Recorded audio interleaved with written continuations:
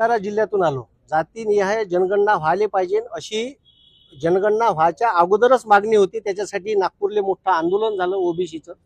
आणि काल भंडाऱ्यातून आलो तर भंडाऱ्याला मी त्या ओबीसीच्या आंदोलनाला भेट दिली. 28 दिवसापासून लगातार आंदोलन चालू आहे, कंटिन्यू ठिय्या आंदोलन, उपोषण आहे त्या लोकांचं. आणि दुसरी गोष्ट, तिथल्या 300 गावातल्या लोकांनी बहिष्कार टाकला आहे.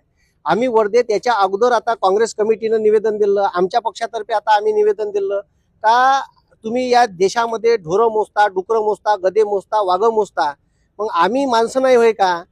म्हणजे एखाद्याला आपण जसं म्हणतो जाबे तुले गिनत नाही, तर हे नरेंद्र मोदीचं सरकार आम्हाला गिनून नाही राहिलं का? ओबीसीले एवढं चिल्लर समजत असन तर या देशात 1931 मध्ये जातीनिहाय जनगणना झाली, ज्याच्यात 52% ओबीसी होता, तो आता वाढला आहे.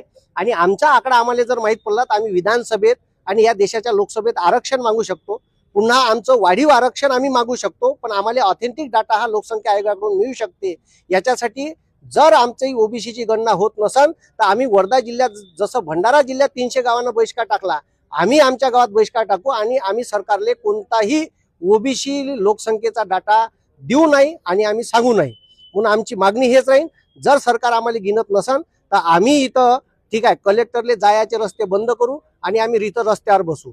जर सरकार आमच्याले चिल्लर समजत असेल तर मग आम्ही आमची ओबीसीची लायकी दाखवू. या ओबीसी हा देशातली सत्ता बसवतो आणि सत्ता उतरवायची कशी हे ओबीसीले माहित आहे. त्याच्यामुळे ओबीसीले चिल्लर गणतीत सरकारनं पकडू नये एवढी मी विनंती करतो आणि लवकरात लवकर सरकारने आमच्या विनंतीला मान द्यावा आणि ओबीसीचा कॉलम ॲड करावा.